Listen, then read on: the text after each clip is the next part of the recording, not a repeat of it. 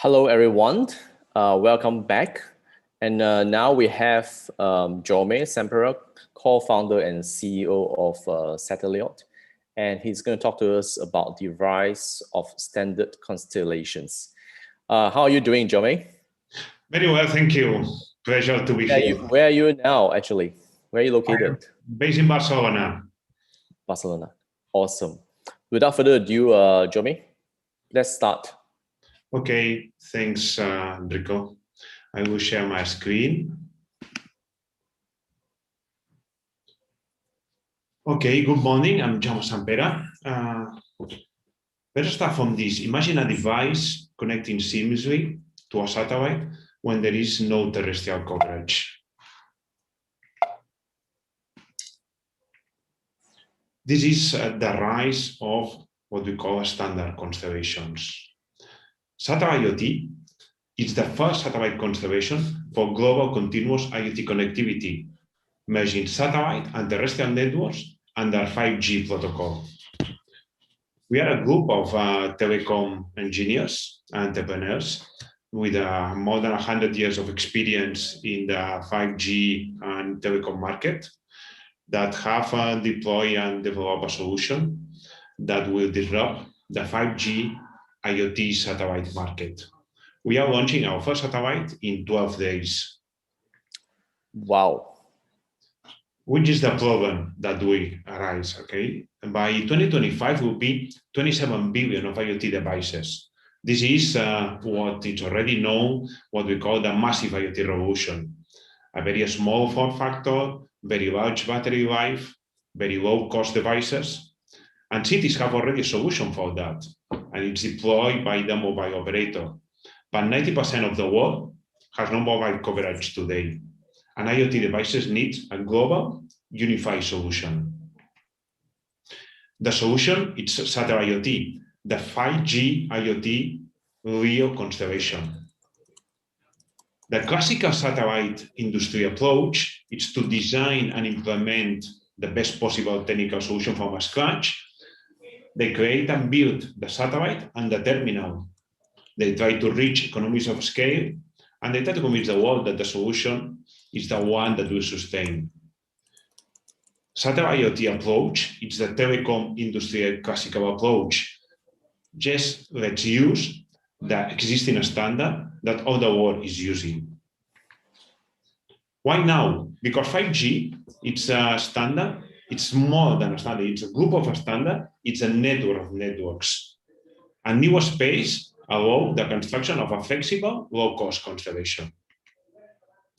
Satellite IoT, joined with the 3GPP, which is the organization, the global organization for the world as mobile standard, has been working in order to do the next release, the release 17, that will include the terrestrial and non-terrestrial networks in order to have a unified standard and protocol.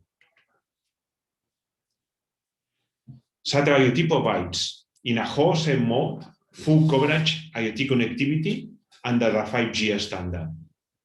We offer the mobile operators a roaming service for the IoT customers based on a LEO, a low Earth orbit constellation of nanosatellites that work as a cell towers from space, disrupting the market with a global unified solution. What makes us unique?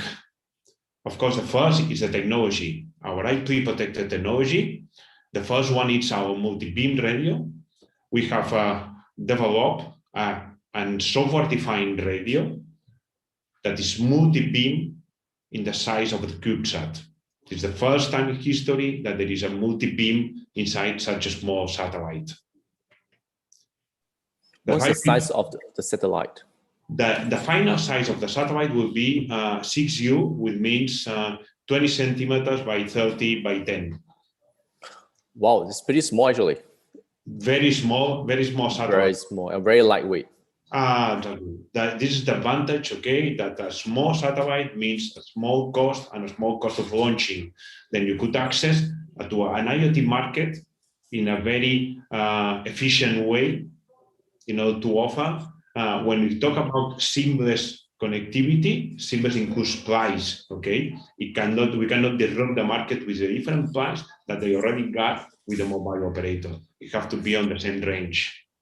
But in order to have this constellation delivering services to the mobile operators in a roaming mode, you need to connect a constellation to a 5G core. And the 5G core are designed to be real-time connected with the satellites. We have redesigned a 5G core in order that it could be connected to a discontinuous constellation and at the same time being offered roaming services to the customers of the mobile operators. And our waveform, the 3GPP defines the standard, but not how you have to implement it. Okay, this is the waveform, the way you implement the standard at your own IP protected technology. We have our own waveform in order that connect the satellite and the device, which is exactly the same device with exactly the same 0 dB antenna that today is connecting with the mobile, more than 70 mobile network operators in the world. At the same time, it makes us unique, our go-to-market strategy. Today, in 10% of the world, where happens 90% of the connections, okay, there is mobile coverage, okay, and the device, it connects directly with the base station. In 90% of the world, that of course includes all the oceans, there is no base station, no mobile coverage. Today, you have to have a double the equipment, okay, one for the mobile and one for the satellite. With our constellation, with the same equipment, we'll roam to our satellite IoT satellites, connecting seamlessly, and we will pass through our ground station to our satellite IoT core to the host mobile core that it closes down the loop with the final customer. The customer will now arise the difference between when it's connected with a base station to a satellite. Then we have a wholesale scalable model. We deal directly with the mobile operator because to have a real constellation, it means that you have global coverage. And global coverage, it means global sales. And when you have experience of opening a new country from scratch, you discover that this costs much more money, okay, than the satellite itself in terms of money and time.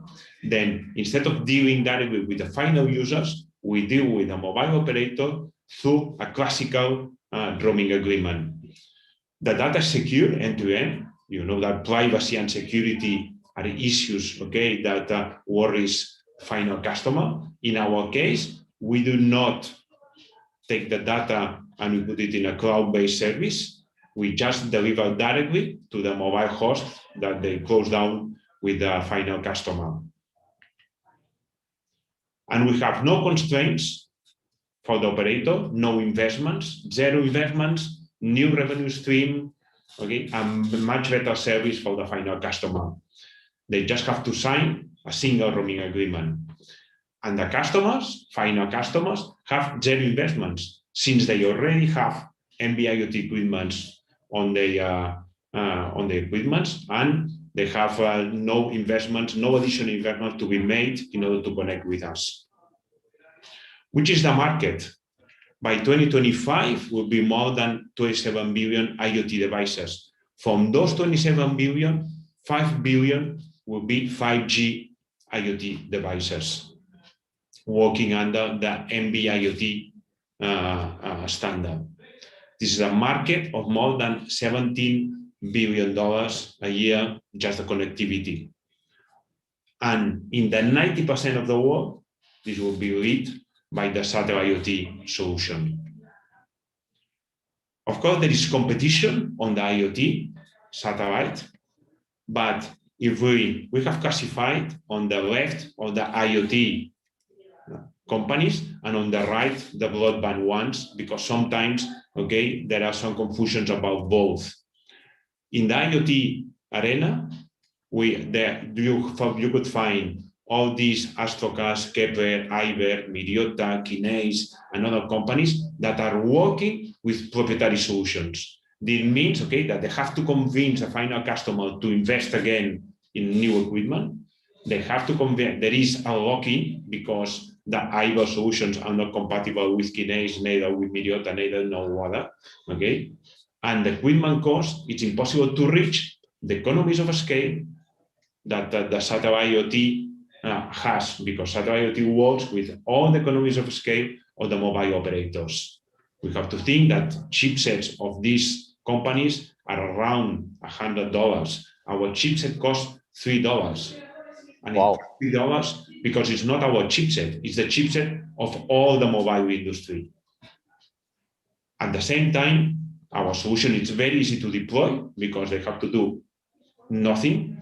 And we have seamless mobile satellite roaming in order that you get the best of both worlds, because the mobile solution is the best solution for high density places, zones. And satellite solution is the best for the low density zones. Then the customers could have the best of both worlds. And our model is very scalable, and we could be all around the world in a very short time. Which is our roadmap. What we have done till today, okay? We launched our R&D lines, as explained, producing these IPs. We joined with the CGPP, and we are already, we are closing the study item in order to go to the normative item that will be closed by mid-2022. We work with ITU, to have a frequency allocation, our own frequency allocation for 100 satellite constellation. We are launching this first 5G IoT satellite in 12 days. 12 days. That's good. Right. Yeah. Let's cross fingers. And we already have the first sales with this first satellite, which is the next objective, to have the first 5G IoT constellation by 2023, working all around the world. And we love to finish like that, okay? Because a connected world, it's a better world. We are already working with NGOs, with non-profit companies, in order to offer our service without cost to people that follow engaged species and other NGOs, okay, that are doing good things all around the world, because we really believe, okay, that with our connectivity, we could not just be very profitable, but also deliver back to the society all these. Thank you very much. Thank you very much, Jaume, because I thought we could have more slides, but I think you did pretty well in getting it over. Do you mind to go back to the previous slide earlier on, where you have quite a number of other competitors that are into broadband and IoT? Just some questions that I think we like to discuss further on. Oops. They closed me down there. Yep. I think 3 slides before this. Yeah. Yep, that one. Yeah. So are you saying that existingly in the satellite markets, most of them are into broadband and not many are into IoT? Because as you are illustrating here, and are you guys only doing the IoT side, or are you planning to do the broadband side, or how does it work? No, because there is a technical issue, okay, that is very important. If you want to be using exactly the same devices that the mobile operators are using, you have to be in frequency very close to those devices in order that it could work with exactly the same. Then IoT is narrowband, then we need very few spectrum allocation, okay? And you need broadband. For example, all these, Starlink, OneWeb, they work with Ka, Ku, what we call the microwave, okay? The much higher frequencies, okay?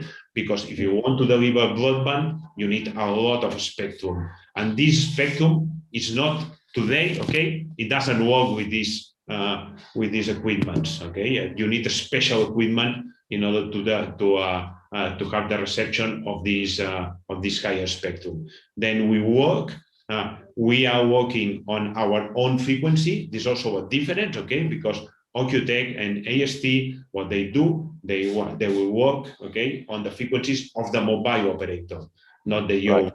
Okay, then we are working on our own frequency that is inside the frequencies that already the chipset could support. Right. So what are the potential challenges that you think this industry will be facing in the next few years? I think, okay, that in the IoT market, all these companies that have done these companies were born much before us, okay? And on that moment, the 3GPP got no intention of a standardization of the non-terrestrial networks. Then they take a path to a proprietary solution, which is the classical approach of the satellite. And all these proprietary solutions will have a huge challenge in sales and in delivering the added value because the equipment will be very, very expensive. Okay, then we really believe that will be an integration between mobile and satellite that have never produced. One clear example is that we have, okay, mobile in Barcelona, in my city, okay, and satellite is in Washington. Even there are two different events, okay, that are not working together.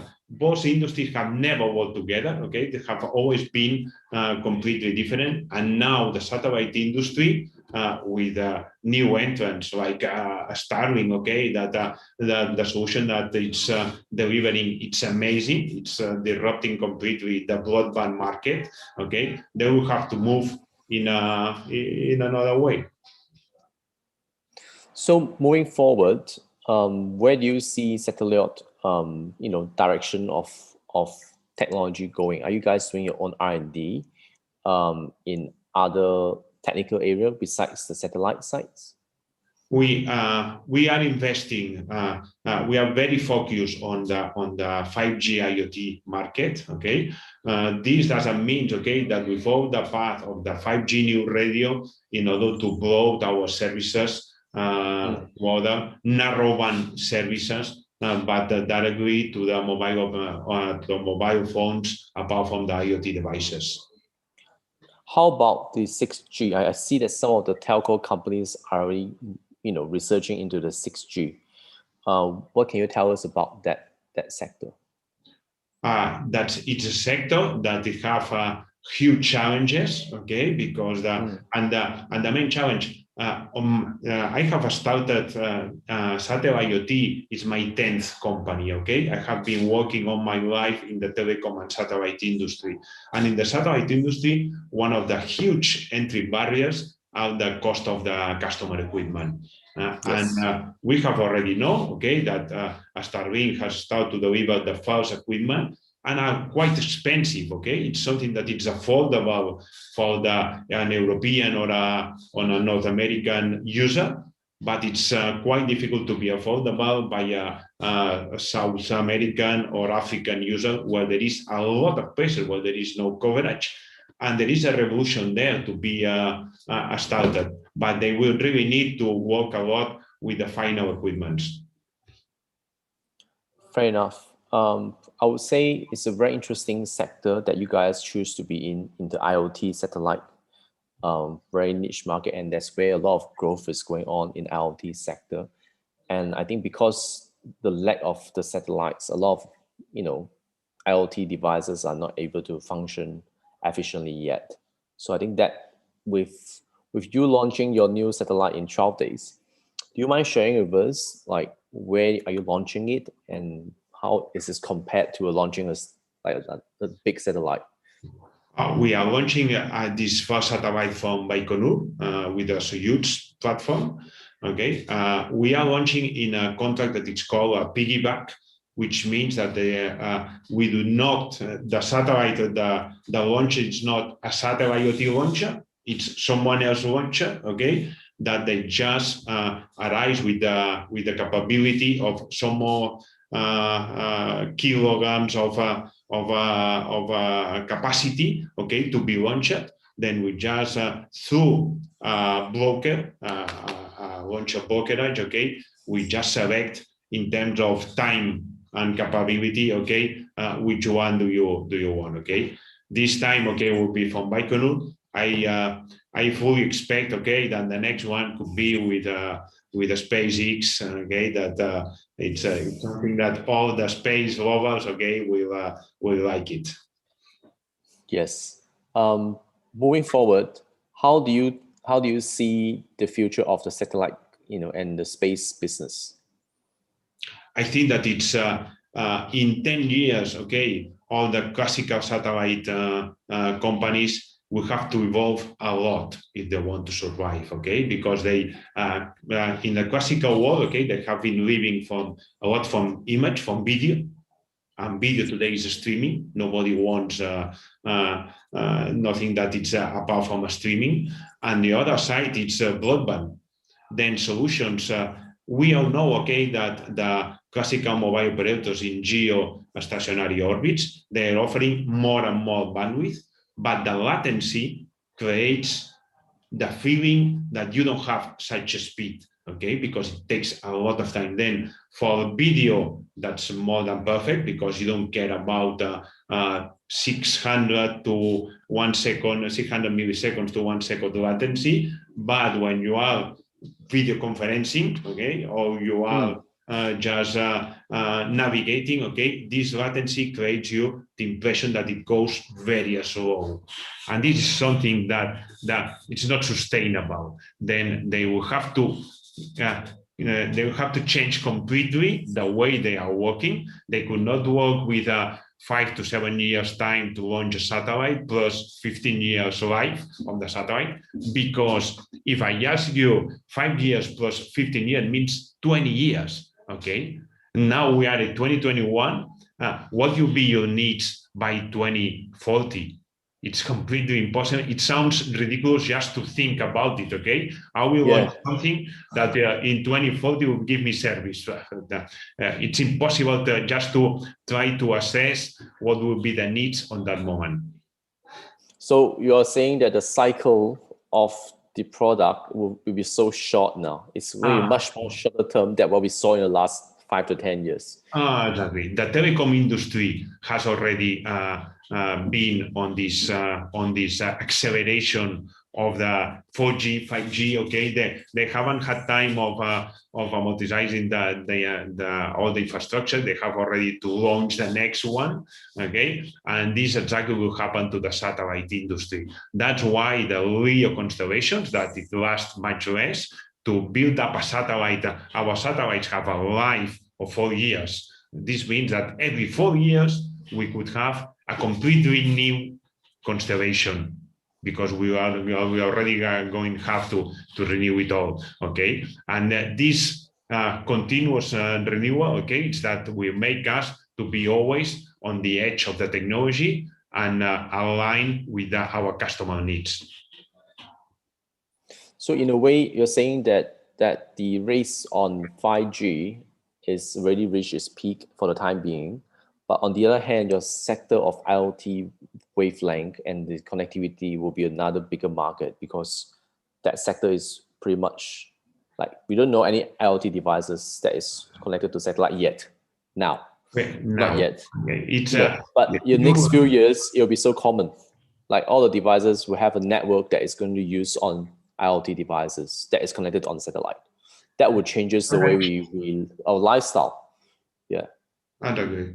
The average is 10 devices per person. Okay, and this is something that it's much, and this is something that we have tried to forecast from our position, from actual position, from our current position. But as you know, okay, when new capabilities and new possibilities arise, okay, nobody knows what is going to happen. For example, in agriculture today, it's around 70% of all the water resources expenditure.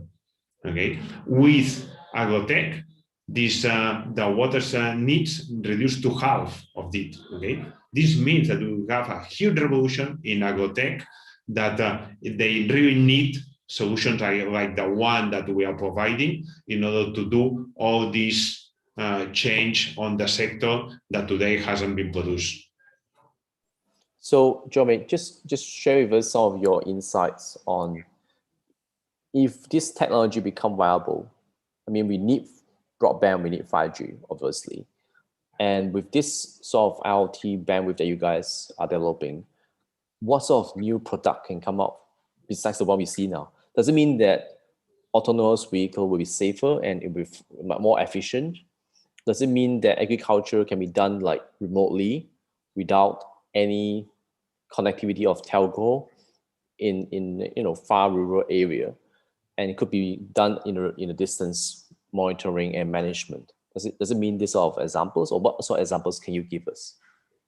There is some sectors, okay, that will be impacted by the possibility of connecting everything everywhere. Okay, this Right. IT revolution. The sectors are logistics. Okay, they are today. Okay, that we are in a global world where the goods move and doesn't move all around, and there are a real need of connecting all these devices. We are just talking with a logistic company last week. Okay, they got 3 million containers that they want to know what they are. Okay, because sometimes they lose it, sometimes they just are delayed. Okay, and we have seen that today we could not rely on the transportation because there are things happen. Okay, with in the pandemic times we have saw it much better than ever.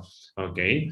In the agrotech, I explained it will be a huge revolution because when you have devices that cost $5, okay, you could just throw it in your field, okay, in order that they measure the humidity, the soil, the all these, okay, all the use, okay, of water and other resources in agrotech will be reduced exponentially. In livestock, you have all the animals controlled by distance. Okay, you know when a cow is getting ill or not. In maritime, okay, there is also a huge revolution. Do you know that the seas, they are not they don't have infinite resources? Then we have to control all these fishing resources in order that they fish when they could, and they do not fish, okay, where they are not whether not be able to have it. Okay, then if we talk about infrastructures, okay, just remember some years ago that there was a bridge in Italy, okay, that just fell down.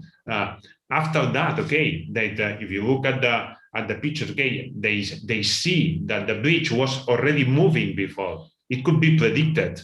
Then when all these devices could be installed in all the infrastructures, we could have avoiding these kind of accidents, okay, that today are happening. Oil and gas is also all green energies with all the smart meter and a smart grid.